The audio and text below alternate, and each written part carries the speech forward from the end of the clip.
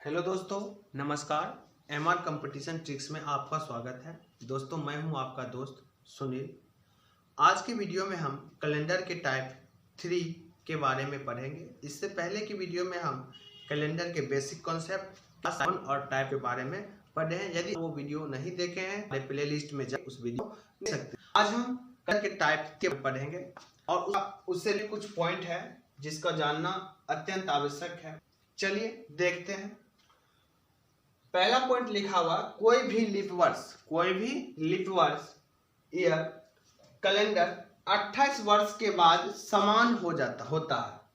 यानी अगर 2020 suppose that leap वर्ष चल रहा है तो 28 साल के बाद यानी 2048 जो दिन आज है वो दिन उसमें भी मिलेगा। ठीक है, तो लिखा हुआ कोई भी लीप ईयर का कैलेंडर 28 वर्ष के बाद समान होता है। फिर दूसरा पॉइंट लिखा है, कोई भी साधारण वर्ष 11 वर्ष के बाद समान होता है, लेकिन इसमें कंडीशन भी है। 11 वर्ष के बाद समान होता है साधारण वर्ष। इसमें कंडीशन है, यदि साधारण वर्ष में 11 जोड़ने के बाद लीप ईयर आ जाए तो उस केस में 6 जोड़ते हैं। यदि साधारण वर्ष में 11 जोड़ने के बाद लीप ईयर आ जाए तो उस केस में हम क्या जोड़ते हैं? 6 जोड़ते हैं। अब इसी तीनों पॉइंट को हम एकदम इजी वे में यहाँ लिख दिए हैं। यानी कोई लीप ईयर होगा उसमें 28 जोड़ेंगे तो वह समान हो जाएगा, यानी जो लीप ईयर होगा वही वर्ष हो जाएगा अगला 28 जोड़ने के बाद। नॉन लीप ईयर अगर कोई होगा 11 जोड़ने पर अगर वह लीप ईयर आ जाए तो उस केस में हम 6 जोड़कर उसको समान वर्ष करते हैं। चलिए अब हम इससे रिलेटेड कुछ क्वेश्चन को देख लेते हैं जो हाल ही के एग्जाम में ALP, NTPC, group D, JEE में पूछा गया है।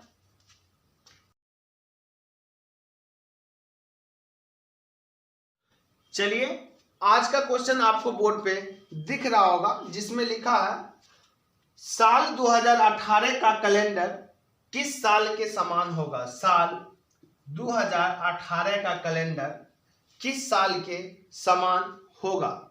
चलिए ऑप्शन लिखा हुआ है 2006, 2009, 2008 और 2007। चलिए 2018 का कैलेंडर किसके समान होगा? हम बताए थे अभी पहला पॉइंट में लिखा हुआ था कि यदि कोई लीप ईयर है, पहले चेक करते हैं लीप ईयर है या साधारण वर्ष है। लीप ईयर है या साधारण वर्ष है।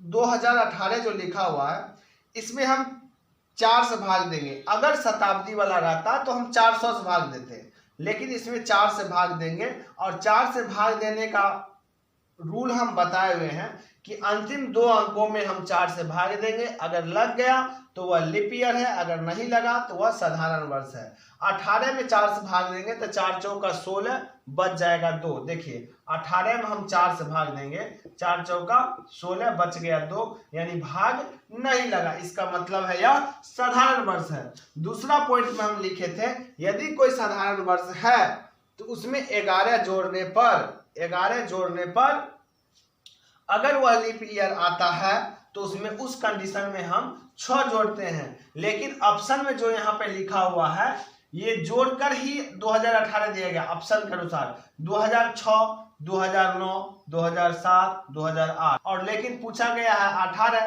तो इसका मतलब है इसमें हम घटाएंगे। कितना घटाएंगे? या लीप ईयर नहीं है तो पहले हम कितना घटाएंगे? इसमें 11 घटाएंगे। अगर 11 घटाने के बाद वह लीप ईयर आ जाए तब कंडीशन में हम कितना आएंगे? 6 घटाएंगे।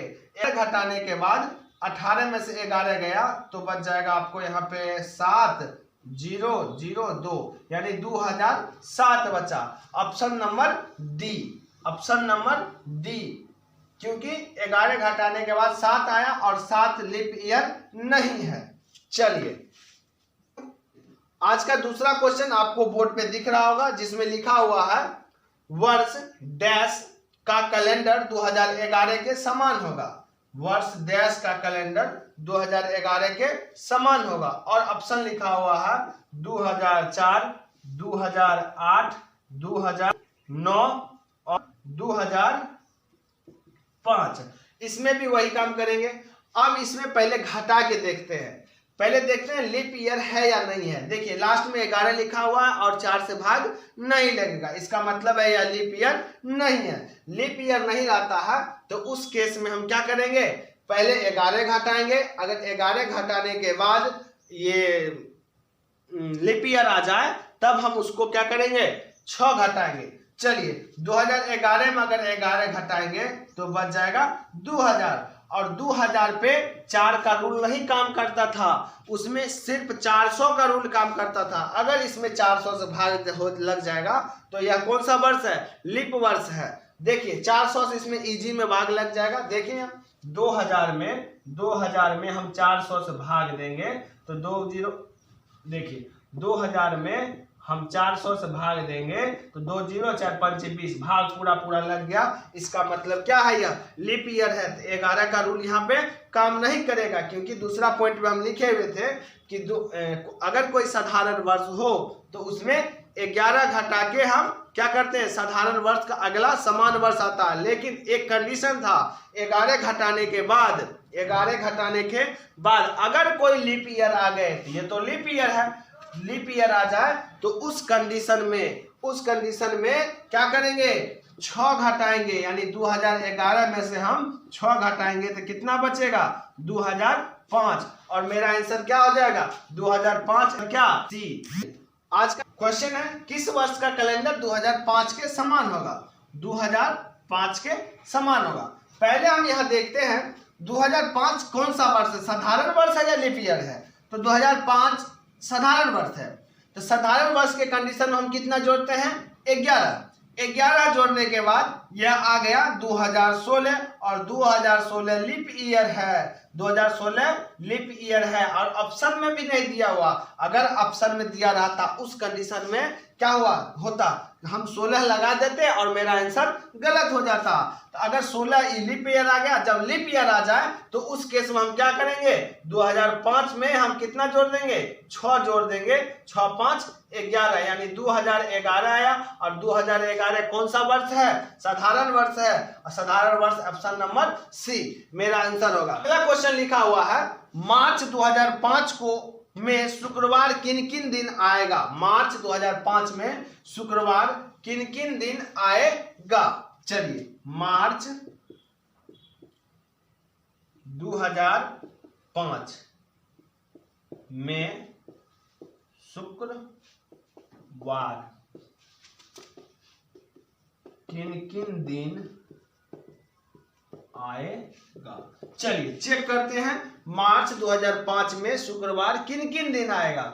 अब देखते हैं मार्च, अब तो दिमाग में चलेगा हो सकता है 1 मार्च को भी शुक्रवार आवे, क्या हो सकता है 1 मार्च या 31 मार्च को भी शुक्रवार आए। तो हम पहले चेक कर लेते हैं 1 मार्च को, 1 मार्च 2005 रूल था निकालने के लिए, डेट निकालने। 1 मार्च 2005 को कौन सा दिन था, तो 1 मार्च के लिए 033 यानी 3 प्लस 2000 के लिए 6 प्लस 5 के लिए 5 और 5 में 4 से भाग देंगे तो एक बार लगेगा, शेष फल नहीं है वो भागफल है, और 7 से भाग देंगे। चलिए 6 1 7 खत्म, 5 3 8 1 9 भाग देंगे तो कितना बचेगा 2। और 2 कौन सा दिन होता है, मंगलवार। यानी 1 मार्च को कौन सा दिन था, मंगलवार। हमको क्या बोला, 1 मार्च 2005 में शुक्रवार किन किन दिन आएगा। तो 1 तारीख को तो मंगलवार था, तो 2 तारीख को हो जाएगा 2 3 4 5। 1 तारीख को मंगलवार था, मंगल। 2 को हो जाएगा बुध, 3 को हो जाएगा गुरुवार, और इसमें 4 को हो जाएगा शुक्रवार, यानी शुक्रवार यानी 4 तारीख को शुक्रवार हुआ। इसमें 7 जोड़ेंगे, यानी कहने का मतलब हुआ मार्च के महीना में किस किस दिन को शुक्रवार होगा। एक 4 मार्च में होगा, मार्च में एक 4 मार्च में इसमें 7 जोड़ेंगे, इसमें 7 जोड़ेंगे, 7 4 11, फिर 18, 18 2 20 और 5 25, 25 यानी 4 तारीख, 11 तारीख, 18 तारीख और 25 तारीख को मार्च में क्या होगा? शुक्रवार होगा। चलिए टाइप 3 का अगला क्वेश्चन है, लीप वर्ष में कितने विषम दिन होते हैं? लीप वर्ष में कितने विषम दिन होते हैं? अब हम बताए हैं लीप वर्ष कितने दिन का होता है? 366 दिन का। अब पूछा है कितने होते हैं? विषम दिन करने के लिए, देखने के लिए हम इसमें क्या से भाग दे देंगे? 7 से भाग देंगे। 7 से भाग देने के बाद जो भागफल बचेगा वही इसका विषम, शेष फल जो बचेगा वही इसका विषम दिन होगा। अब देखिए 7 5 35, बचेगा कितना? 1 5 6 16, 7 दूनी 14, बचेगा कितना? 2। यही हुआ विषम दिन। विषम दिन यानी विषम दिन कितना हुआ? 2। लीप वर्ष में विषम दिनों की संख्या 2 होता है। अगला क्वेश्चन आपको बोर्ड पे दिख रहा होगा, लिखा हुआ एक सामान्य वर्ष नन लीप ईयर में कितने विषम दिन होते हैं? अब बताए हैं सामान्य वर्ष 365 दिन। 365 दिन, 365 में हम कितना से भाग देंगे? 7 से, और जो शेष फल बचेगा वही इसका क्या होगा?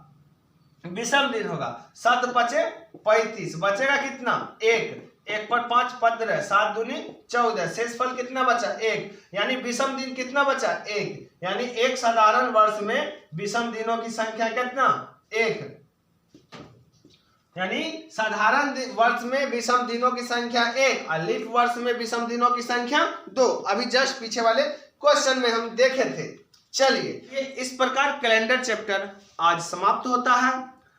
नेक्स्ट क्लास में हम घड़ी यानी क्लॉक के बारे में पढ़ेंगे और उसमें भी एक से एक ट्रिक को हम देखेंगे। यदि आपको हमारी वीडियो अच्छी लगे तो लाइक शेयर सब्सक्राइब करें।